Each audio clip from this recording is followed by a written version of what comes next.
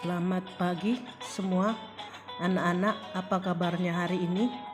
Mudah-mudahan hari ini kabarnya sehat dan lebih baik daripada hari kemarin.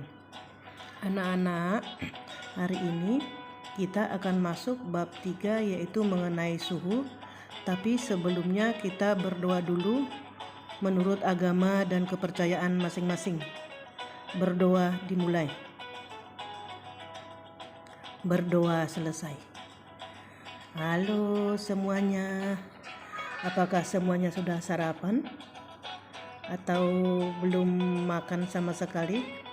Ayo siapkan diri, alat tulis, kita akan memulai pelajaran kita. Coba diperhatikan di layar masing-masingnya. Nah, di sini ada peta konsep. Yang namanya peta konsep ini adalah mempermudah kita untuk mempelajari yang kita dapatkan di bab 3. Selanjutnya, indera peraba tidak dapat digunakan sebagai alat pengukur suhu. Maksudnya di sini tangan tidak dapat dengan tepat digunakan sebagai alat pengukur suhu. Nah, alat pengukur suhu yang tepat atau maksudnya yang diakui seluruh dunia itu atau yang bersifat standar, dalam arti di sini bisa secara internasional bernama termometer. Jadi anak-anak harus tahu kalau tadi tangannya yang panas, misalnya mau dibuat ukuran suhunya tidak bisa, karena itu hanya diakui di suatu tempat, tidak di seluruh dunia. Yang namanya satuan diakui di seluruh dunia itu namanya secara internasional atau namanya SI, dinyatakan dalam Kelvin atau K. Membuat termometer, bahan termometer itu adalah yang baik adalah zat cair. Anak-anak tahu nggak kira-kira kenapa sih tidak air saja digunakan untuk mengisi tabung termometer? Kan gampang dicari di rumah misalnya. Boleh juga diambil dari keran atau dari galon atau dari botol, dituang cepat. Nah, di sini anak-anak harus tahu alasan-alasan apa yang sebenarnya ya kira-kira. Penasaran nih? Nah, coba. Yang pertama adalah alasan pertama itu air membasahi dinding kaca sehingga meninggalkan titik-titik air pada kaca. Yang kedua, air tidak berwarna sehingga sulit dibaca batas ketinggiannya. Yang ketiga, jangkauan suhu air terbatas 0 sampai 100 derajat Celcius. Yang keempat, perubahan volume air sangat kecil ketika suhu dinaikkan. Jadi anak-anak, kira-kira inilah alasannya makanya tidak digunakan air walaupun gampang dicari. Harus menggunakan zat cair untuk bahan termometer. Ya, sudah jelas ya.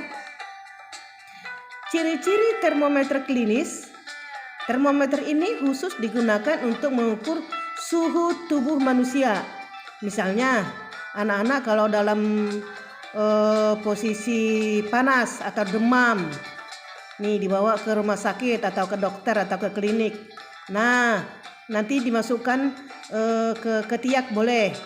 Itu nanti suhu tubuhnya diukur.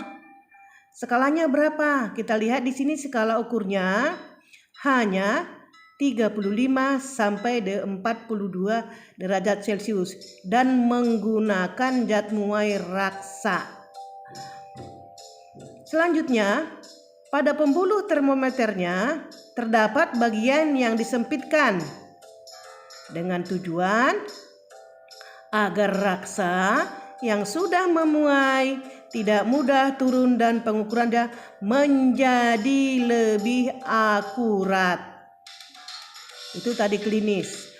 Untuk mengembalikan raksa ke dalam tandon, termometer harus diguncang-guncangkan terlebih dahulu merupakan termometer maksimum karena hanya dapat mengukur suhu tertinggi saja. Kita lanjutkan yang ciri-ciri termometer maksimum minimum Sigbelani. Apa-apa saja ciri-cirinya? Merupakan termometer khusus karena hanya digunakan untuk mengukur suhu tertinggi terendah di suatu tempat. Kedua, skala ukurannya kurang 20 derajat Celcius sampai dengan 50 derajat Celcius. 3. Menggunakan zat muai alkohol dan raksa, dilengkapi dengan keping baja sebagai penunjuk skala. Keempat, disediakan magnet tetap untuk menarik keping baja turun dan melekat pada raksa. Itulah tadi ciri-ciri termometer maksimum minimum Sigbelani. Kita lanjutkan. Ada yang selanjutnya adalah termometer ruang. Ciri-cirinya. Pertama, untuk mengukur suhu ruangan. 2. Menggunakan zat muai logam, tetapi ada pula yang menggunakan raksa. 3. Ukuran tendon dibuat besar agar menjadi lebih peka terhadap perubahan suhu. Selanjutnya, dipasang menggantung di ruangan. Selanjutnya, merupakan jenis termometer maksimum. Nah, ada selanjutnya termometer laboratorium. Di sini ciri-cirinya digunakan untuk mengukur suhu dalam percobaan, penelitian atau pengukuran ilmiah lainnya. 2. Menggunakan zat muai raksa. 3. Skala ukurnya lebar hingga di bawah 0. 4. Terdapat jenis termometer laboratorium yang sengaja tidak diberi skala agar dapat digunakan untuk praktik penentuan skala. Itu tadi ciri-ciri termometer laboratorium. Anak-anak pasti lebih gampang memahaminya, sudah jelas ya. Kita lanjutkan keuntungan dan kerugian penggunaan zat cair sebagai termometer raksa. Keuntungannya, pertama, mudah dilihat karena mengilap. 2. Pemuaiannya teratur. 3. Tidak membasahi dinding kaca. Yang keempat, jangkauan suhunya cukup besar, kurang dari 39 derajat Celcius sampai 357 derajat Celcius. Itu tadi di bagian keuntungan. Sekarang anak-anak lihat dulu ke bagian kolom kerugiannya. Harganya mahal. Tidak dapat mengukur suhu sangat rendah atau kurang dari 30 derajat Celcius. Keempat, merupakan bahan beracun. Jadi anak-anak, dari tabel ini anak-anak sudah bisa membedakan antara keuntungan dan kerugian penggunaan zat cair sebagai termometer raksa. Keuntungan dan kerugian penggunaan zat cair sebagai termometer alkohol, tadi raksa. Yang kita masuk dulu ke bagian keuntungannya, harganya murah. 2. Lebih teliti untuk perubahan yang sangat kecil karena pemuaian cukup besar. 3. Titik bekunya rendah, kurang dari 112 derajat Celcius. Kerugian. Pertama, titik didihnya rendah atau 78 derajat Celcius sehingga tidak bisa mengukur suhu tinggi. Nah, selanjutnya titik berwarna sehingga sulit dilihat. 3. Membasahi dinding kaca. Itu tadi perbandingan antara keuntungan dan kerugian penggunaan zat cair sebagai termometer alkohol. Sudah jelas ya anak-anaknya keuntungan dan kerugiannya. Semoga dipahami ya. Lanjut, membuat termometer. Pertama, bahan termometer zat padat, yaitu termometer bimetal menggunakan bahan logam menunjukkan adanya perubahan suhu. Yang kedua, termometer hambatan. Termometer ini mengukur suhu di atas 1000 derajat Celcius. Hambatan listrik pada seutas kawat logam akan bertambah jika dipanaskan. Termokopel, permukaan yang berbeda antara dua logam yang kedua ujungnya disentuhkan akan menghasilkan gaya gerak listrik. Nah, lanjut. Termometer gas. Termometer ini jarang digunakan, biasanya terdapat di laboratorium untuk kegiatan penelitian. Banyak dipakai dalam kegiatan industri. Termometer optis, pertama pirometer, bekerja dengan mengukur intensitas radiasi yang dipancarkan oleh benda yang sangat panas.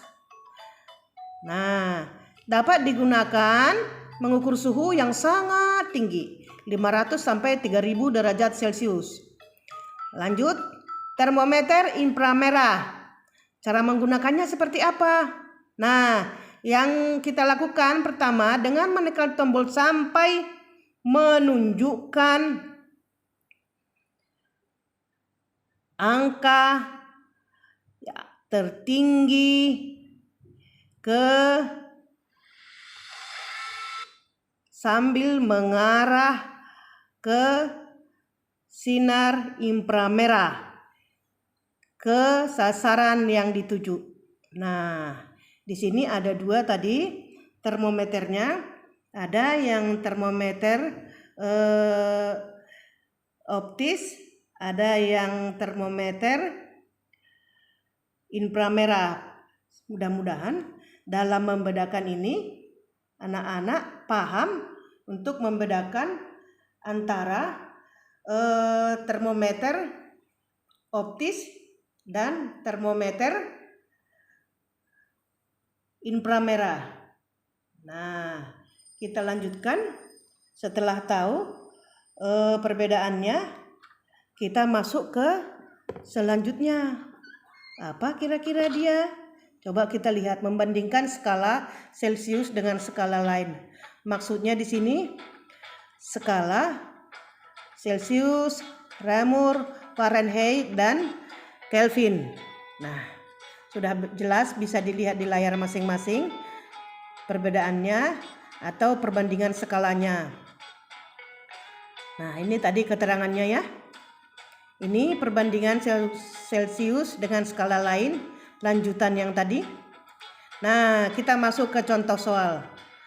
Eko mengukur suhu air dengan termometer skala Fahrenheit dan menunjukkan angka 33 derajat Fahrenheit. Berapakah suhu tersebut jika dinyatakan dalam skala Celcius dan skala Reaumur dan skala Kelvin? Yang tiga ini anak-anak ya. Nah, nanti anak-anak harus tahu dulu apa yang dimaksud Celcius, apa yang disebut dengan Reaumur, apa yang dimaksudkan dengan Kelvin. Tadi perbandingannya sudah ada dan angkanya sudah ada. Nanti anak-anak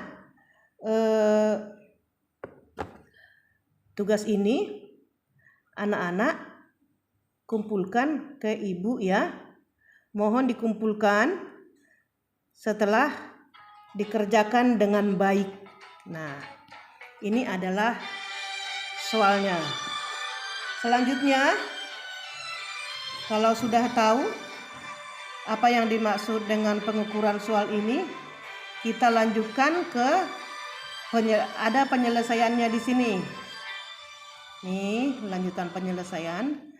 Anak-anak, materi sudah selesai.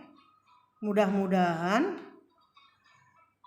dipahami dan dimengerti.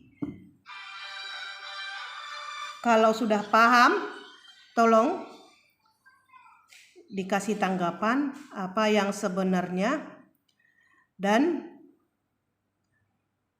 catatan atau tugas yang disuruh sama ibu harus diserahkan kembali ke ibu sebagai nilai anak-anak. Ya, kalau ada yang kurang jelas, boleh anak-anak tanyakan lewat WA ke ibu ya. Anak-anak, tadi kita mulai dengan doa ya. Kita akhiri juga pelajaran kita dengan doa menurut agama dan kepercayaan masing-masing. Berdoa dimulai, berdoa selesai. Terima kasih anak-anak. Selamat pagi semua. Silahkan istirahat ya. Terima kasih. Semoga ilmunya bermanfaat ya. Kalau ada kesalahan dan kekurangannya, mohon maaf sebelumnya.